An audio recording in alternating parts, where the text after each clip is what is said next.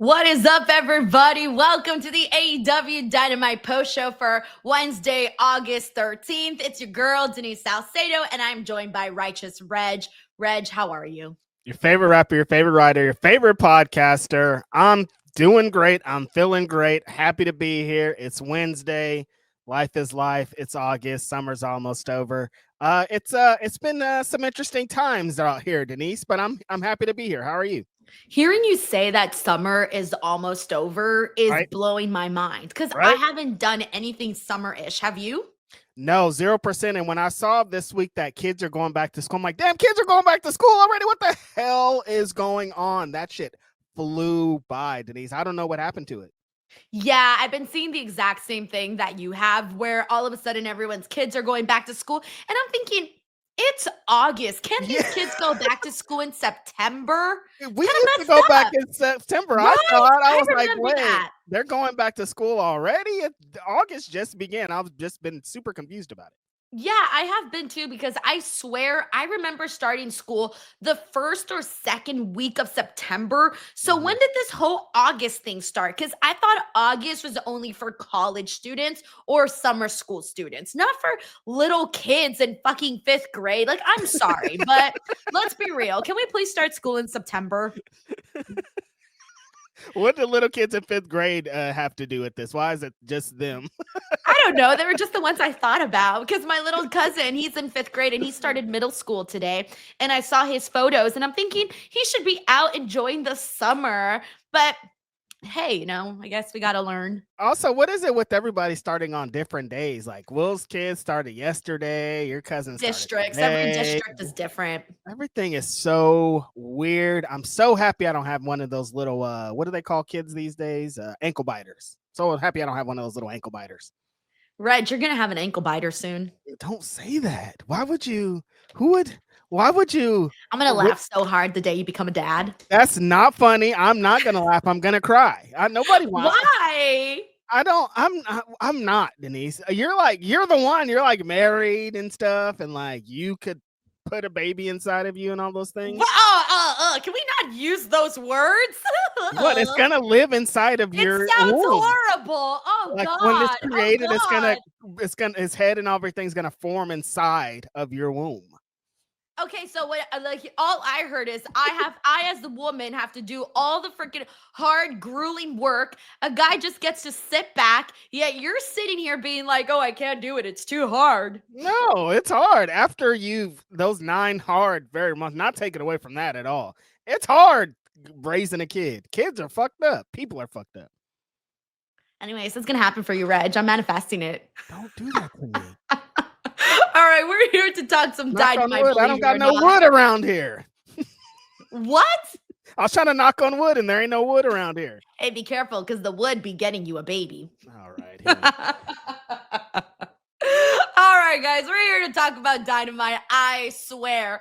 All right, so right off the bat, I have to say that I unfortunately did not watch the first hour of Dynamite today. I know everyone's going to roast me because I always get in trouble for these things. I did not watch the first hour of Dynamite. So today, Reg is going to be the one to kind of like walk us through what happened. But also, in a way, it's kind of great because I get to like react to things that I'm not even sure what happened on the show. So, Reg, it is your job to tell us today what went down. But I did watch the last hour of Dynamite, so we'll get into that. But I just had other things going on at the moment. Wow. How many streams this week did Taylor Swift ruined for you specifically? Just one. This one and another one. I heard what you did on Monday. Oh my God. Yeah, there were a couple people like, okay, so let me just say something. Things get very intense in the world of pro wrestling. Yeah. So for the most part, okay, so the news, so I was here watching Monday Night Raw, and a person in the chat told me, Denise, there is a countdown right now for Taylor Swift on her website. And so I'm learning this information and I'm like, okay, in real I gotta time. go on. I'm learning in real time. So I go on to the website and I'm like freaking out. Okay. Like, this is news that I'm getting right now at this moment. This all happened during Becky Lynch versus Maxine Dupree.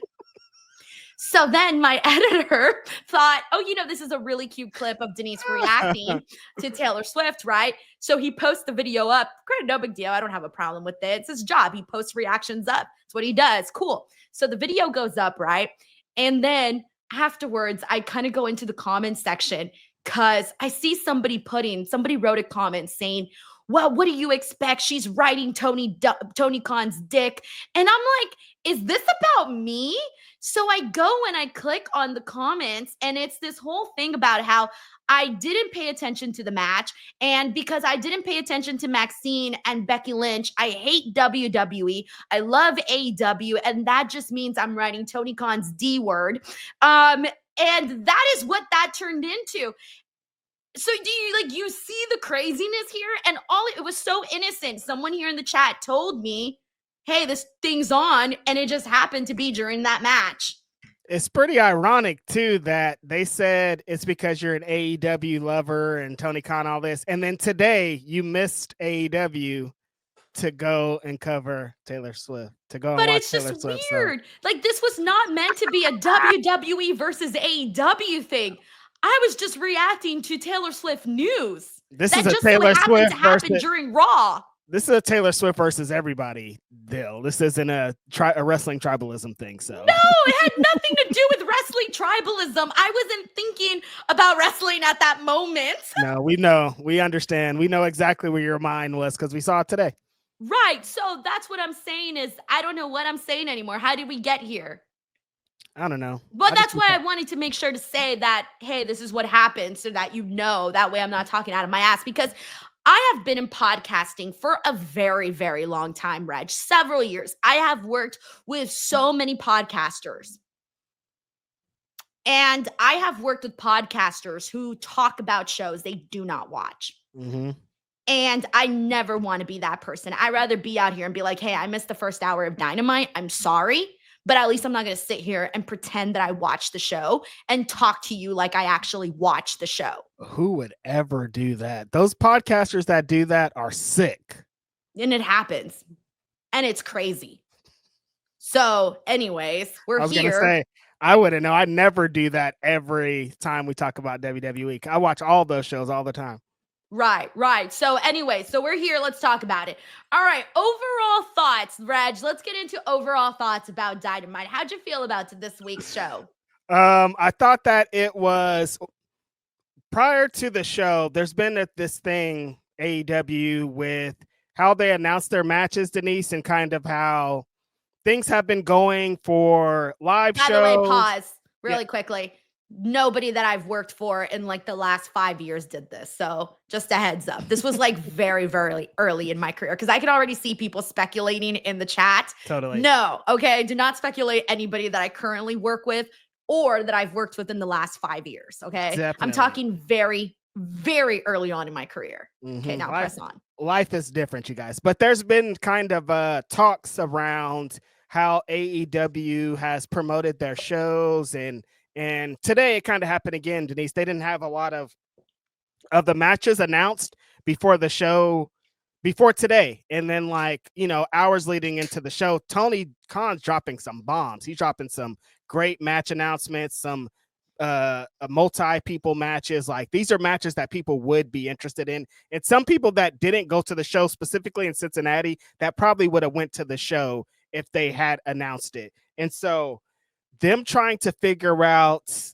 whatever that is, it's usually fine because AEW, that's how they've been working. But I've noticed that they're trying to, specifically today with the multi-people matches, and trying to get a lot of the wrestlers on the card, Denise, a lot of like your favorites to be featured. I thought it was a pretty good move. What's been happening kind of the last couple of weeks post All In, they're trying to figure out the road to Forbidden Door and what's going to get into that. We're kind of fleshing it out. They fleshed out some matches specifically on the show, and I think they're finally on to the real, we're going to go to Forbidden Door next week, and we're going to have this matches. We have a card full of things. I just don't, with the talks of what Forbidden Door has become, and there's not a lot of crossover, and there's not a lot of what it used to be. It's been interesting to see how it's been fleshed out, but I thought the show today did some fun things, adding Tanahashi, adding Takahashi, having some New Japan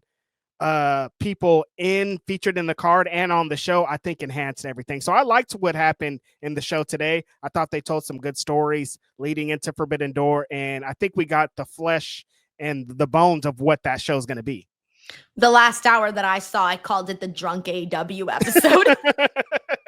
Because I got in several minutes before Adam Copeland had his match with Stokely, and that's the point of the show. Because I came in right during the women's match, was right when I came in, so I only caught the tail end. So I don't even feel comfortable giving my thoughts on that because I didn't watch the entire thing. But from the point on of Adam Copeland and Stokely towards the end, it was funny because Adam Copeland was out there asking for hoes in the crowd, and I thought, what is happening here? And then we had some other like little crazy, little tiny blippy moments, like the backstage with the Death Riders, and then the part where we didn't know what was Hook's there was a video that that we didn't know if it was part of the show or not. And then the part that we didn't realize was for the Young Bucks. So that's why I was calling it the drunk AEW second hour of the show.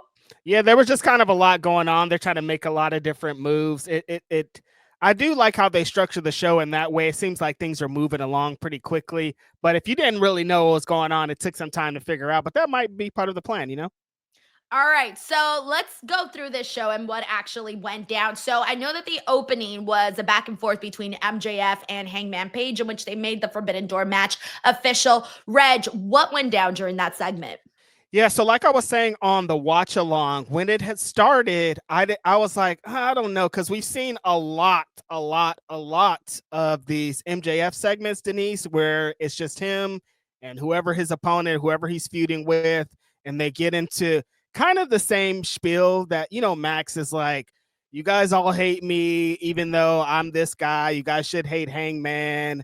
Why are you guys treating me this way? You guys should be treating him this way. And then Hangman fires back at, you don't even really believe the stuff that you're saying. You don't really, you're saying the words, but I don't feel it. And I don't really think you want to be world champion.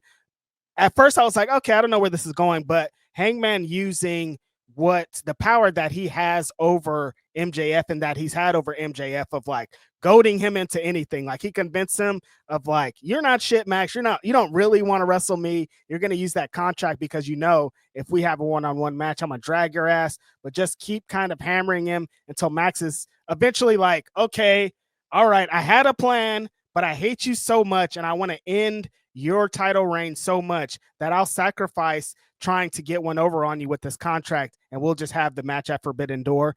Like I said, it started out as like a classic MJF heel versus babyface segment, but getting him into the match, I think that they kind of nailed it at the end of what this segment was supposed to represent. Because a lot of it, Denise, they were talking about, Hangman was like, you don't even have a match at Forbidden Door. They kept talking about this match that wasn't even happening. So I was like, what's kind of going on here? But they were getting to the Forbidden Door match. So I think it all worked out.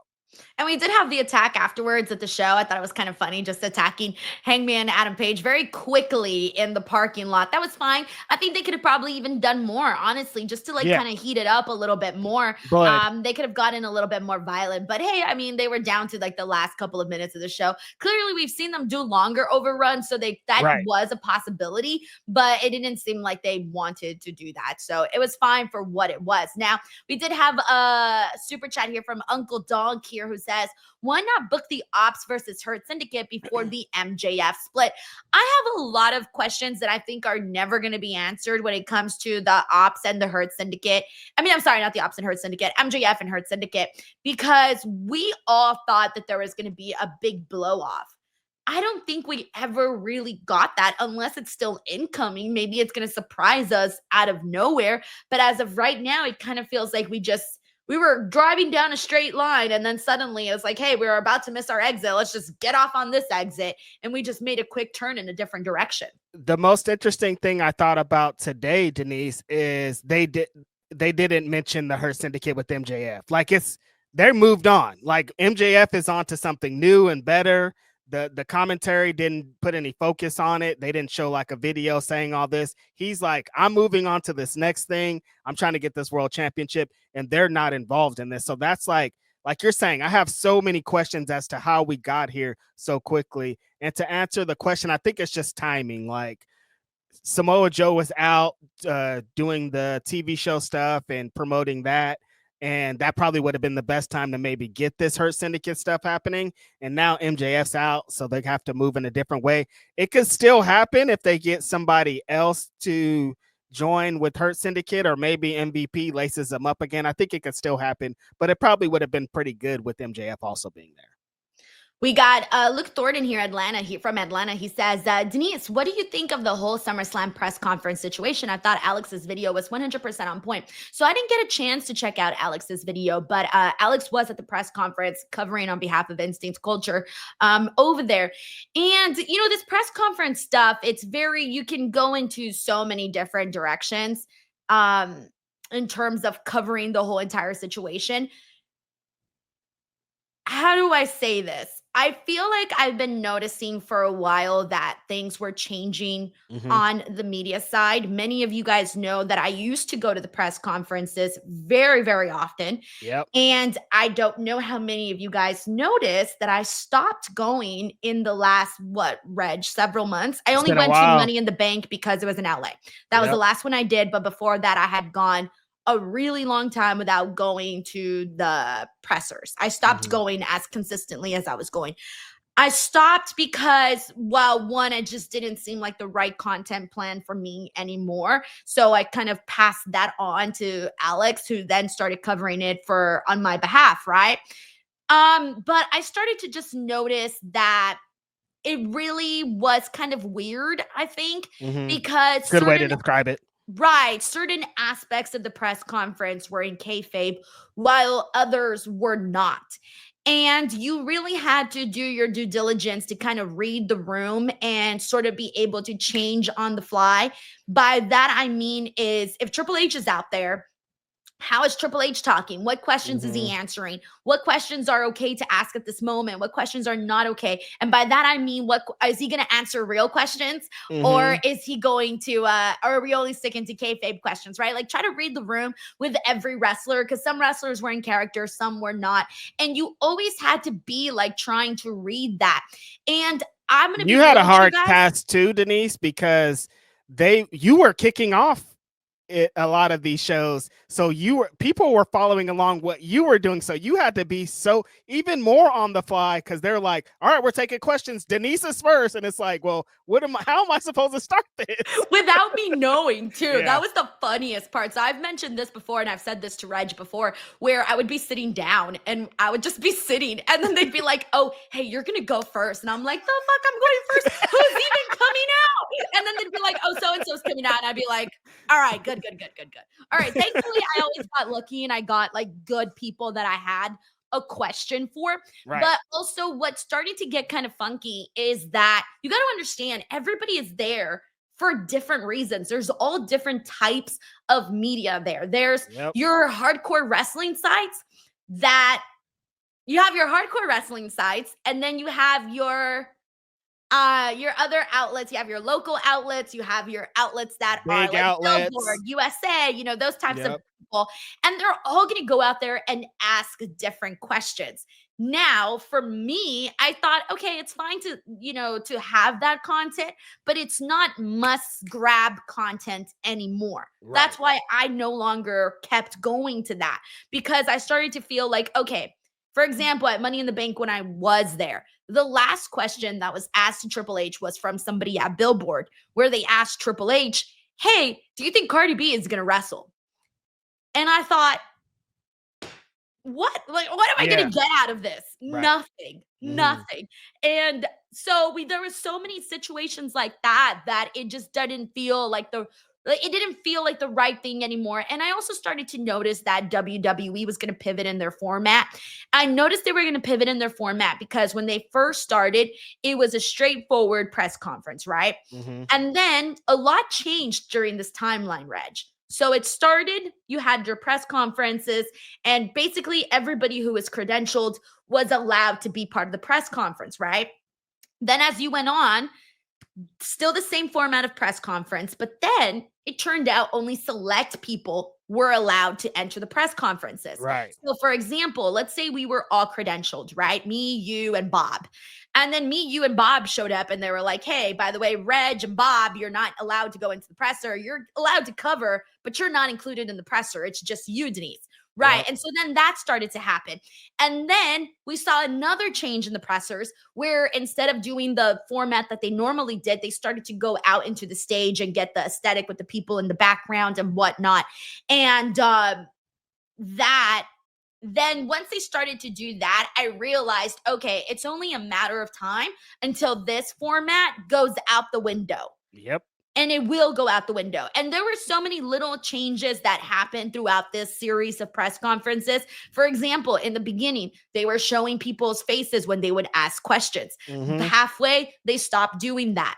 And so all of those changes, you start to realize, okay, this is probably not going to last forever. And I think that WWE started doing them, I assume, because AEW was doing them. I think Mm-hmm. Cody even said it was his idea or something when he came into the company to do these press conferences. Same thing with AEW. I also stopped going to the AEW press conferences because after a while, we weren't getting real stuff out of it anymore. No. So if you pay close attention to those little things, you start to notice these changes that are incoming.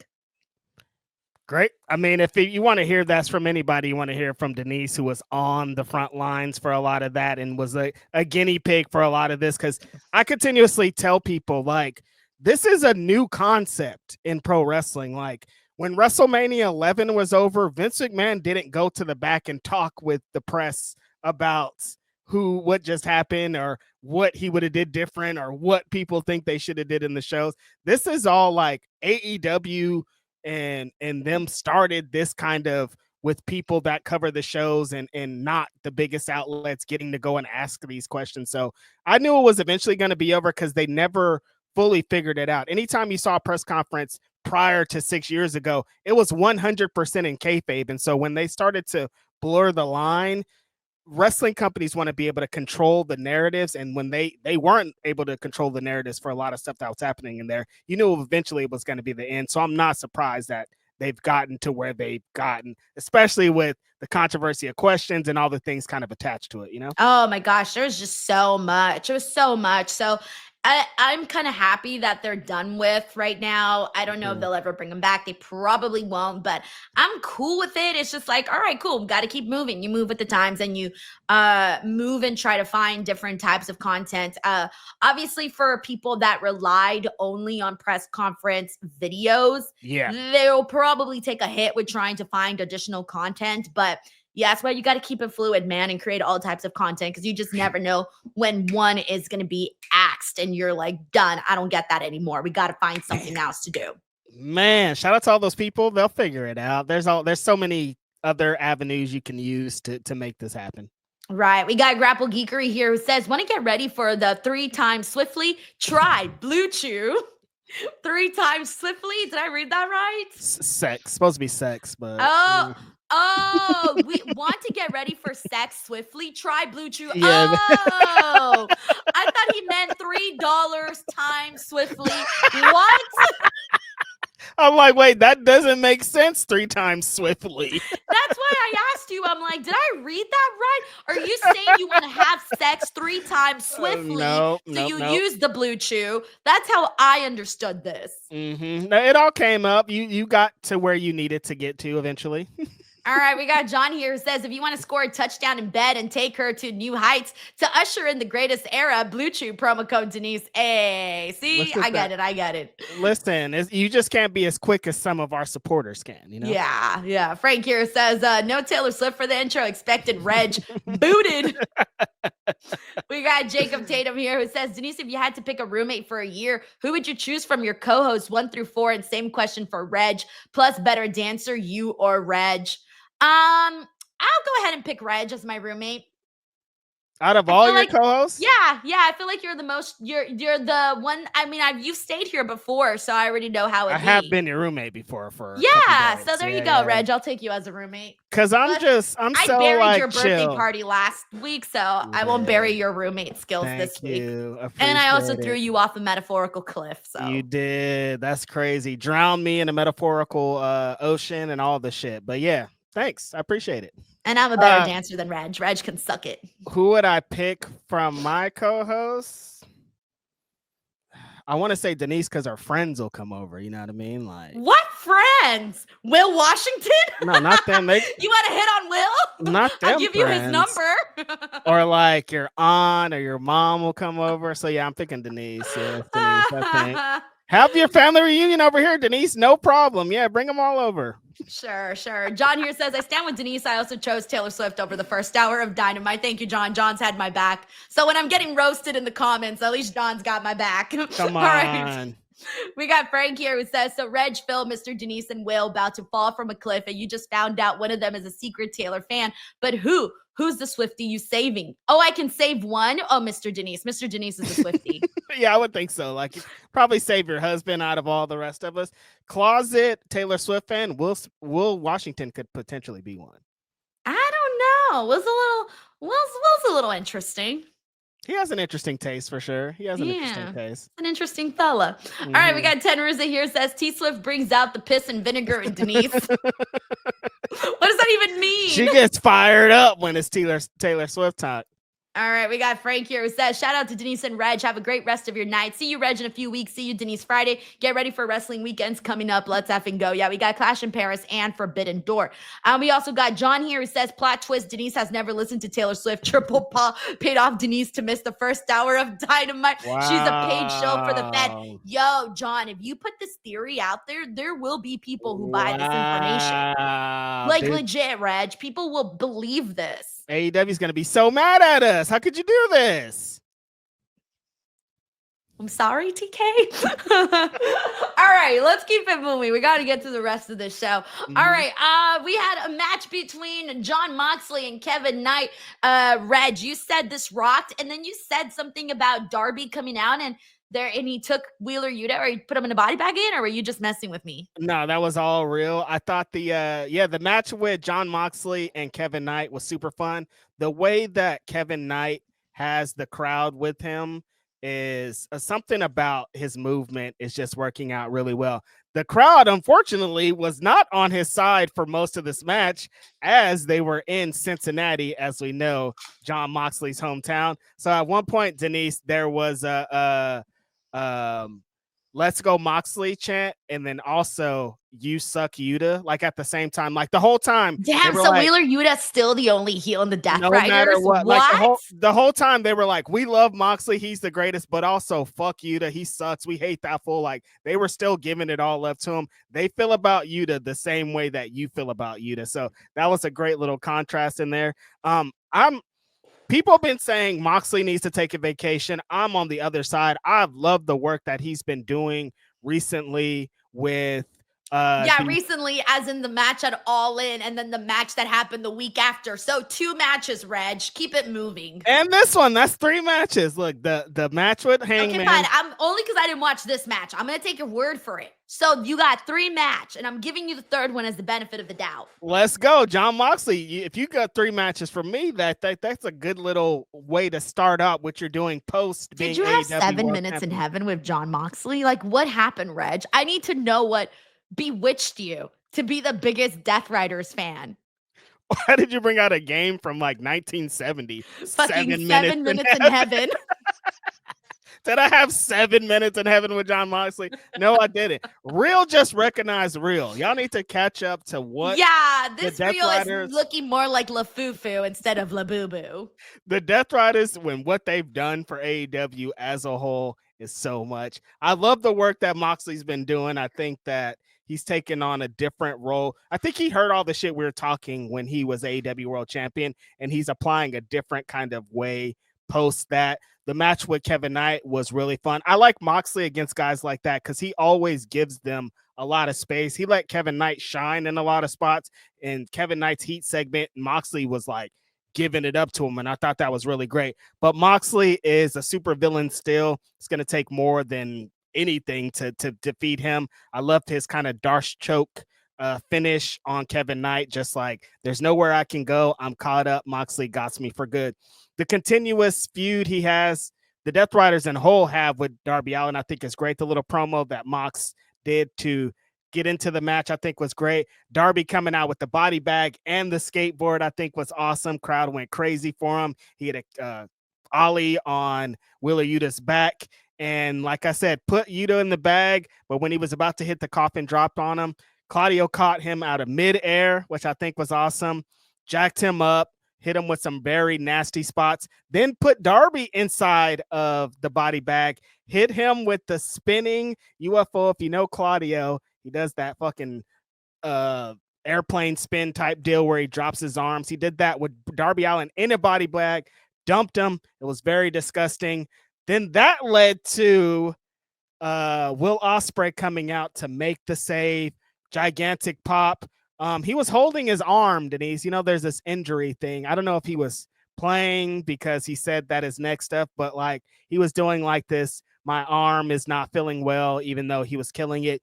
So then he announces during that, Denise, that he wants to have the lights out steel cage match, but he didn't say this is going to be 5-on-5. He didn't say what the specifics of the match were when he said that during the promo earlier in the show. So when you came on, I was like, Ospreay announced this cage match, blah, blah. I didn't really know any specifics on it, but later in the night, they named the specifics, and the specifics are fucking insane, if I may say so myself. So the specifics that Reg is talking about, by the way, is that it's going to be a lights out steel cage match. The Golden Lovers, here we go.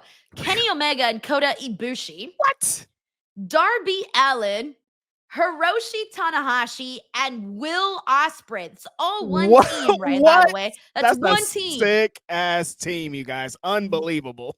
Versus the Death Riders, but not the Death Riders that you think. No, just Claudio and Jon Moxley. So Wheeler Yuta got booted. He's out.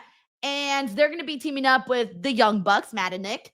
And then someone who we thought was going to be taking part of Anarchy in the Arena. Instead, it looks like he's getting his moment here. Gabe Kidd has been added to this as well. This match is kick-ass, Reg. I'm looking at this, and I think this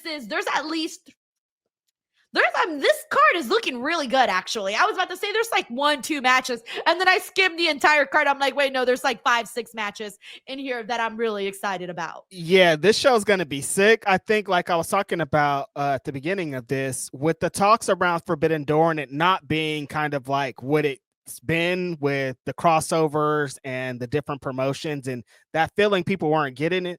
This match right here is Forbidden Door as hell. Like, Gabe Kidd specifically had to drop out of the G1 very recently because he has a bad leg. And so he's announced on his match, like, I guess his leg's better. And fucking Tanahashi's on his farewell tour back to farewell retirement tour. So seeing him in this is crazy. All the New Japan ties that a lot of guys that now work in AEW have in this match. This is going to be a crazy match on a crazy ass card.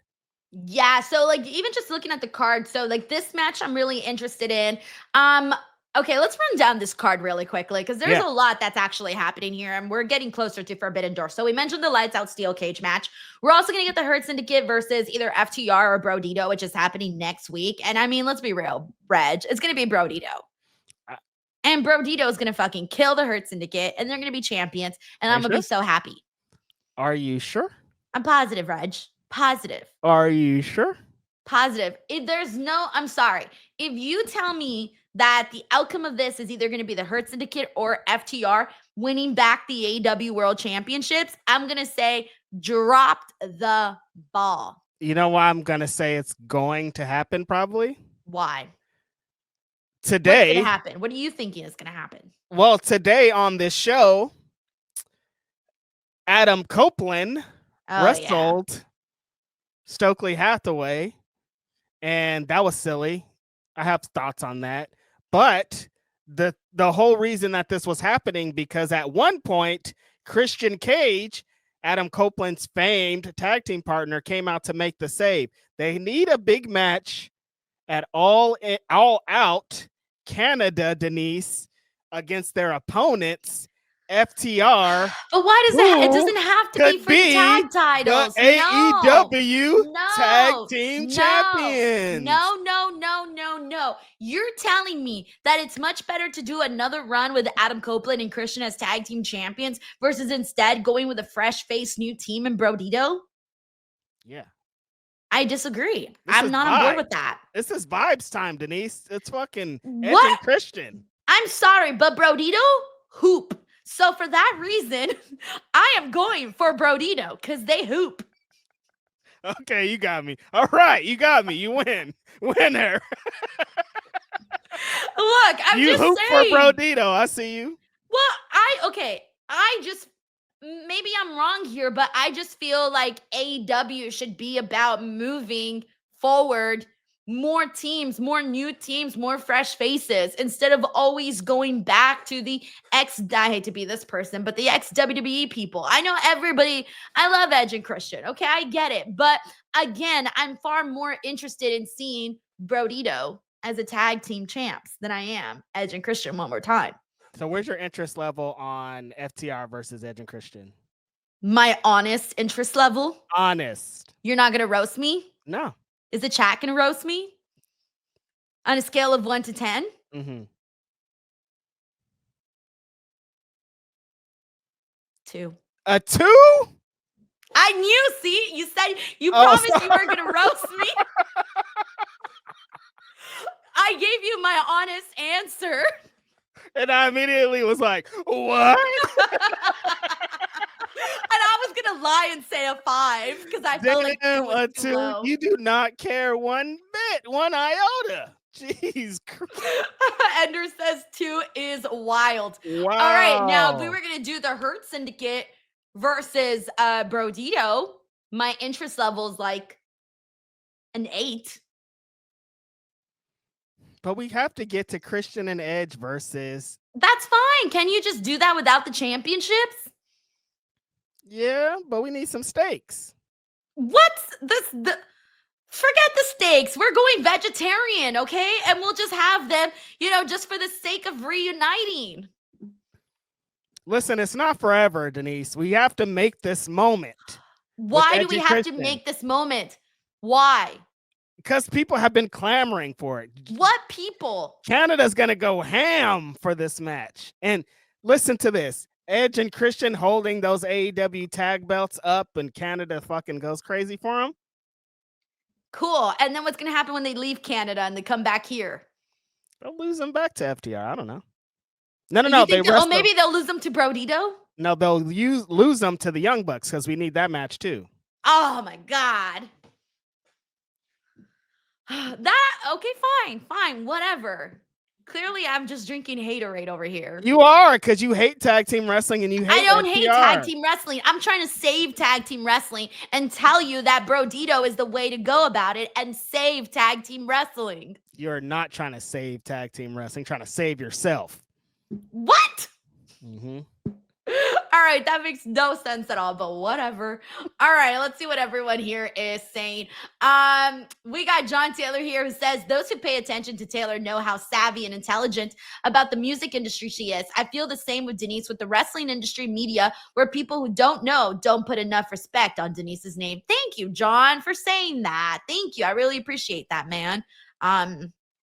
It's hard out there. Yeah. I keep a lot to myself. It's best. It's best that way. Mm-hmm. You got to write a book in when it's all said and done. So you better keep some of those memories. Or you got. I don't know, bro. I've been drinking that Diet Coke. My memory be leaving me. That's true. That shit. Reg, you're the pothead. Can you save my memories? Because somehow, some way, you have better memory than I do. You got to start utilizing your notes app or your voice notes. You got to be like, oh yeah, that's a memory. Write that shit down for later. That's a good idea. That's my words of advice. Mm-hmm. Yeah, one day I'm gonna put the tell-all book of wrestling media world. Ooh, you got some gems in there too, Denise. Some people will be going crazy for a couple of them stories. Thank you, John. We got Uncle Donk here who says, as a Torontonian. Ooh, I don't think I've ever said that word. Torontonian. Yeah, I've never said that one either. Me either. Mm-hmm. Torontonian. He says, I will not go to All Out if Cope and Cage isn't wrestling for the tag titles. Wow. Okay. You know what? Fine. I can respect that. Vision, baby. Come on, I'm not Canadians. A Torontonian. I can't even say it. The Torontonians are going to be going ham for it. This is the one thing they've been waiting for years and years to see, Denise. Edge and Christian, or Cope. Adam Copeland, sorry. I keep calling him Edge. Yeah, he's just Edge. No, I'm done with this whole we got to beat Mama proper call him Edge. stuff. I'ma call him Edge. Let's just go with fucking Edge. Well, come on. All right, we got Sheldon Jackson here who says Denise hates tag team wrestling, hates the people, and hates her friends. I hate a lot of hate from you tonight, Denise. Damn, T Swift is more important than your friends too. You wild. That's crazy. All she cares about is Taylor Swift, hot Cheetos, and chicken nuggets. That's it. That's the only things on the list. Just keeping it 100. I don't know why that killed me. Just keeping it 100. Y'all tell me, be honest, be yourself, Denise. Then I am myself and I am honest and everyone roasts me. Hey, relax, Denise. That's too much. That's too far. Oh man. Thank you, Sheldon. We got Peace Scientist. What's up, Peace Scientist? He says, yo, Denise, saw that you were at Brain Slam show last week. I RSVP'd but missed it. Were you able to get a pair of Brody King's Adidas shoes, boots? Thank you so much, by the way. I was not able to, but I didn't even try, to be honest. So that's probably my fault because I really wasn't sure how like that worked exactly. But I did see them up close because they had an exhibit and they were very nice, very clean looking. So yeah, I did like them. It was just a cool crowd. Reg, you would have loved it. It was a music wrestling crowd, so it was like very alternative. You know, everyone had piercings and colorful hair and you know that type of crowd. LA crowds, man. That's what I miss about fucking PWG, baby. That was the vibes all the time. You see just like a random celebrity there and all this shit. Those are the vibes, man. That's what's great about LA wrestling is that shit. Yeah, it's more like a punk rock kind of feel. Yes. Damn, I should have went. You should have went, Reg. Next one. It was like in a warehouse, and it was a very cool vibe because it was a warehouse, and then there was an alleyway, and the entire alley had graffiti and street art, so it looked really cool. And then get this, the freeway was right outside the venue, so in order to get to my car, I had to go underneath 2 freeways to get to my car, which was hella spooky, by the way. I had to call my husband and I was like, hey, can you be on the phone with me while I'm walking to my car right now? One of those situations. Because you just never know what's going on underneath those freeways. It was pitch black. It was already like 11:30 at night and I was walking by myself to my car. Yeah, in these parts of LA, underneath the freeway. You get me, Reg? You get my drift? It's scary under there. Yeah. So thankfully, all was good, but still. Thank you so much, Peace Scientist. We have Hassan Bala here who says, Denise Riders trying to save tag teams. Denise Riders. Look, what I'm going to say is this, man. Watch when freaking Bro Dito get those tag team titles, go on a run of a freaking lifetime, and everybody's going to be here going, oh my God, they were so amazing. And I'm going to be like, yeah, you guys could have had them 6 months ago, but we had to go with Adam and Cope. Listen, moments are everything. Adam and Cope, no. Whatever. Yeah, that's the same guy 2 times. No, I'm not doubting Bro Dito's fucking awesome. And if they won the match, it'd be great. If they became tag team championships, that'd be awesome. I just don't feel like they will. Why? It's not that time for that. When is the time when we're all dead? Bandito's still the Ring of Honor world champion. Nobody would ever know that. That's so sad. Yeah. That's really sad. Thank you, Hassan Butler. We got Sheldon Jackson who says, and Reg, Denise is supposed to be our friend. That's crazy. Tonight she told us how she really feels. Yeah, no, she don't care about nothing. It's all about Tay-Tay. Yeah. That's how it is. That's how it is, baby. Know your role. Know your role and shut your mouth. Oh my God. Unbelievable. All right. Thank you, Sheldon. We got Ten Ruza here who says TK should buy Globe Theater, LA, ECW Arena run shows. Yeah, man. I haven't been to the Globe Theater in a long ass time. It's been some years for me too. What a different time. They're running the ECW Arena in a couple of weeks. I don't know if he'll ever buy a one place spot in somewhere and just run shows there, but he could. It'd be cool. I agree. All right. Thank you so much, Ten Ruza. All right. Let me finish running down this Forbidden Door card. So we also have let me see, Kazuchika Okada versus Storm Strickland. Let's talk about that. Yep. How are you feeling about this build up to this match? Because I was starting to feel it in the beginning, but right now I'm not feeling that it's as hot. Like this is a match that I thought was just going to have a lot more heat to it. Yeah. And I felt like today when Swerve and Okada had that confrontation and they were like, Swerve's house, blah, blah, blah. And then Okada's like, bitch. And then they quickly get it pulled apart and they barely do like anything. I thought, that's it? I'm nervous. They brought it up. Swerve came out. Renee was like, I saw you talking to the doctors earlier. What's up with that? Swerve was like, yes, I was. Don't worry about that. I'm not going to let this little whatever derail me. Injuries are fucked up in wrestling right now. I don't know how deep Swerve's is or what this is, but I don't like that. I don't like them talking about the injury. That sucks. Maybe that's playing a part in this, Denise, because I've also been thinking the same thing. It's like it started out like pretty hot, I think, when they had that Swerve came out and was like, what you gonna do about it, bitch? Like I liked all like I think that was a great way to go, but it just hasn't had nothing's been enhanced or anything's happened of sort to enhance this feud in the last couple of weeks.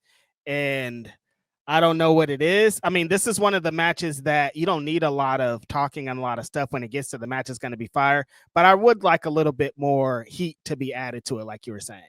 Yeah, I think this is one of those where I thought the knob was going to be at a 10, and I think it's been at a 5 for like the whole entire time. Yeah.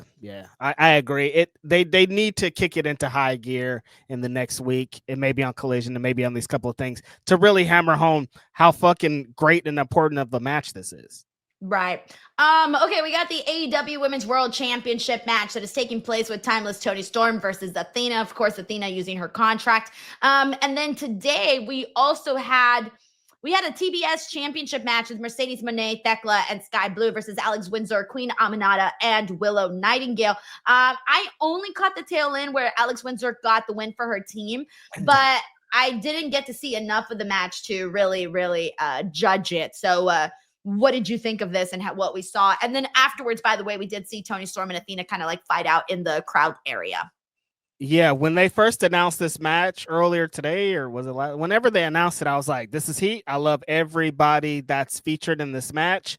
I think that they still have some lingering or existing or could be feuds with all 6 of these women. So putting them together leading into Forbidden Door is great. They're doing Alex Windsor's already in the match with Mercedes next week at Forbidden Door. So having them interact, I think is great. Seeing Mercedes and Willow get back into it, it's been some months. Like they had a great feud. Seeing that was awesome. Seeing Mercedes just mix it up with these women and having her be a part of the little spooky clique for just this show and what that meant, what the work that those ladies have been doing, I think is great. Alex Windsor, like Denise and I have been talking about for the last couple of weeks, has been incredible. I think the way that she goes 1,000 in all of her matches and really separates herself from the class and division that women's division is. I think it's been great. I like that she's getting this title shot. It's amazing. All the work, the women in the match, it's the work that you would expect. They probably could have used some more time, but that's kind of how it always works. I do like how they kind of are mixing up the feuds like I was talking about. Like you said, Toni and Athena were out there.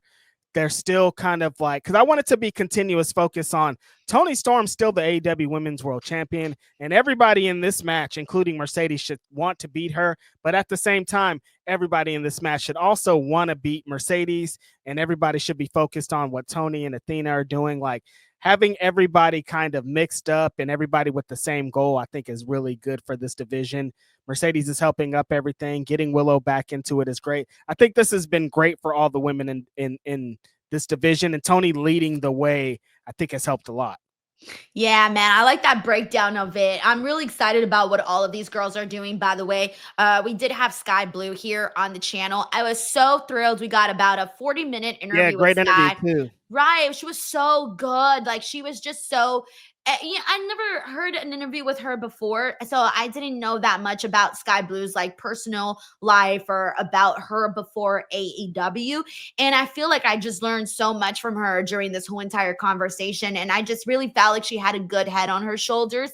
And that was really nice to hear about everything she went through, from her injury to coming back to being part of the Spooky Girls trio with Thekla and Julia. And I didn't even realize that her and Julia were as close as she spoke about during the interview. So that was another thing. And hearing about her relationship with Kyle Fletcher, all of that was just very, very intriguing. So make sure you guys check that one out. And then, as you mentioned, we are going to be seeing Mercedes, Alex, and two more people, one from CMLL and one from Stardom for the TBS Championship.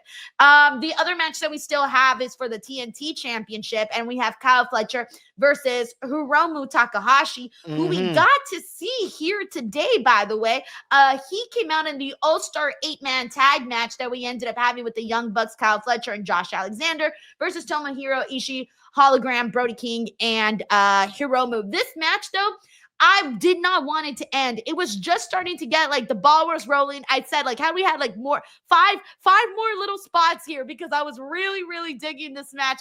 And then it just freaking ended. And I was like, no, why did this match end? Then you had so many guys in here that I still wanted to kind of see interact with each other.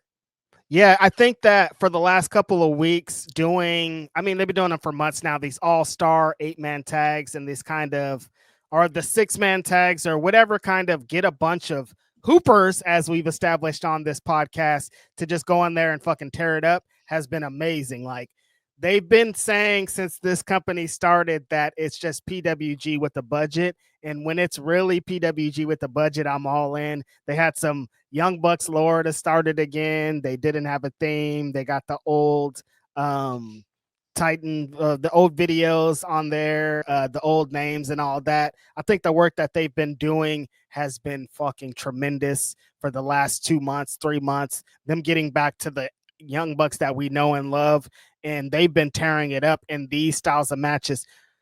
Brody King has been on fire with so many things that he's doing. He's done tremendous work with Bandito, but he did some tremendous work in this match with Hologram. Like, I think he just works well with luchadors. That's just a thing. He came up in California, so of course that makes sense that he would work well with luchadors in this. Kyle Fletcher has been amazing. If you guys haven't seen the match that him and Ishii had on Collision, definitely go out of your way to watch that. A real fucking hard-hitting New Japan style brawler. The way that he's been carrying himself as the TNT champion, I think, has been tremendous. Getting him an opponent like Takahashi, I think, with the promo that Kyle did on Collision, being like, New Japan, send somebody that's dope, that's pound for pound, that's going to try to take this championship, that's a stalwart in New Japan. And Takahashi definitely embodies that. I thought that he did a lot of fun stuff, a lot of fun spots in this match tonight. Super looking forward to that match too, because I think the run that Kyle's been on has been like, we got to talk about him being one of legit the best wrestlers in the entire world, not just in AEW, not just in America, like in the entire world. Every match that he has is with force. He's trying to be better than everybody in this company. He's on a tremendous run right now.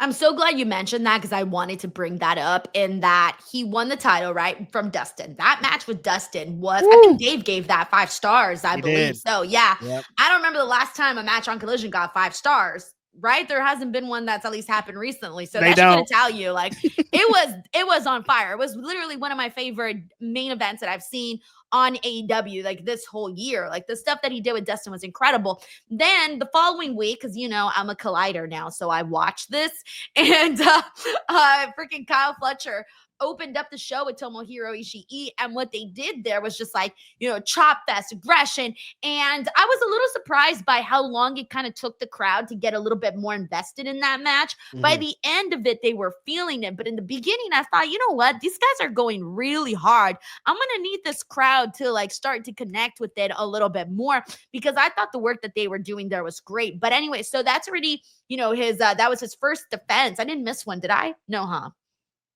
Or did I miss a match? Yeah, I think yeah, that's okay. it. So that was his first defense, and I thought that was freaking good. I think that he's going to try to be the guy that has one of the best TNT championship runs. I legitimately believe he's going for it, and I think the company's going to go for it, and I think that it's going to happen, because he does have the potential to be, when you would think about Orange Cassidy with the All Atlantic Championship, and you thought about him and how he brought that title to prominence. Of course, not the same with Kyle, because the TNT Championship has been around far longer, but regardless, I think it's been a little bit of a minute that we've had a reign where somebody just goes and defends and defends and defends. That kind of championship reign. Yeah, it seems like the TNT championship was made for guys like Kyle Fletcher. If we look through the history of what this championship was and how it was established on this brand, doing exactly what you described here is what brought the legacy and what brought that championship to prominence. Continuously putting Kyle Fletcher on TV, having him kind of be the face of Collision for now and just having these amazing defenses, I think is the way to do it. And I think if they're just going to continuously do this for the next couple months, by the tail end of it, Kyle Fletcher's going to be on an even greater plane. He's going to be almost ready for the AEW World Championship. I think this is perfect for him right now. Yeah, I'm with you. And by the way, I was needing, gosh, Reg, we really need to put reminders up or something. But my goal for this podcast was actually to promote our Patreon show that we just started. I know, Reg, I just thought about it right Denise. now. I know, I'm awful. So, since you guys are AEW fans, I do want to push this a little harder on this specific show. So every Thursday, Reg and I are doing live watch-alongs of past AEW programming, Dynamites, pay-per-views, etc., where we actually get to put the video on the screen, by the way. So it's a lot more enjoyable to get to do that. And that's happening over on Patreon every Thursday. And I believe we're starting it at 11 a.m. Pacific Standard Time. That's the time we're going with. So if you guys want to join, our second show is tomorrow. We did the first one last week. And the second one is tomorrow. So if you guys want to join that, patreon.com/Denise Salcedo, go in there. As long as you're in any paid tier, you will be part of getting to tune into the watch along and whatnot. I posted the link in the chat box for those of you who are interested. And if not, you can find the link in the description box below. Again, that is patreon.com/Denise Salcedo. Yep. All right. So we also have Corey here who says still tuned in, working on fashion content. Let's Corey, we need to go. talk because I'm okay. So side note, I'm trying to learn how to sew. Oh, okay. I want to learn how to make clothes, Reg. Oh, okay. This is now I'm interested. Now I'm in. I want to hear this. Yeah. That's all I've got. I want to learn how to Listen. make clothes. I don't know how to sew. And I want to sew, but I want to get like a machine and everything. I want to get some fabric. I want to make a dress. I've never done anything like that before, but it's something that I'm interested in. But the That's problem is what's I have up. no artsy skills, so I do need some guidance. Yeah, that's where it gets kind of because a lot of people just have the thoughts in their head and they're Me, just making the yes. shirt and they're just making the pants or whatever, you know? I have the vision, but I don't Mhm. have the technical abilities. Yeah. Because like if you can't sew, then you can't do this. Right, exactly. So I think Corey, come on, Corey, tell me you know how to sew Let's or go. something. Thank you, Mhm. Corey. Watch, will you wear some of my designs once I start to design stuff? 1000%. Where's the shirt at already? I'll put it on. I'm gonna make you a shirt that says California Head Connection. Why I gotta say something? I'm not gonna wear a shirt that says Okay, something. I'm gonna make you a Righteous Ranch shirt. Just make me a shirt that I would wear, Denise. Damn it. A Righteous Ranch shirt. You've worn a cock on your forehead. You can wear the damn Righteous Ranch shirt. That is my chicken hat from Hawaii. Get it right. It's your it's your cock hat. See, anytime somebody says that, I'm like, that's not what this is. My bird, it's a chicken. Cock hat. Oh man, thank you, Arnold. He says can't wait tomorrow for the Patreon show. Let's go, Arnold. And I do leave it up, by the way. There's a live stream, but I also do leave up the broadcast so that you guys can watch it whenever you want. Dope. All right. Let's see. From here, we also had pretty much the main event, actually. Jesus. Mhm. The AEW World Shields Championship, the Ops, Samoa Joe, Katsuyori Shibata, and Powerhouse Hobbs versus Rush, Dralistico, and the Beast Mortos. And before I get to this match, I should mention we got a tease for Hook, by the way. That was the clip that aired on the show where we didn't know if it was part of AEW, if it was an HBO Max show or something. And it was the bat signal for Hook that aired. So meaning he's going to return at some point. And since he was a former Ops member, something to note. Yes, Hook is back. He's been gone for a minute. He was having fun with Dame Dash's daughter. I saw him on a reality show at one point. Like he was doing some mystery things while being out from AEW. So it's good to see him back. Yeah, there's some show on Bravo, maybe. It's like another one of those like Nepo rich kid type things. And like, yeah, he's been on there with his girlfriend. Oh, wow. Is it at least a fun show? I haven't seen it. Dang.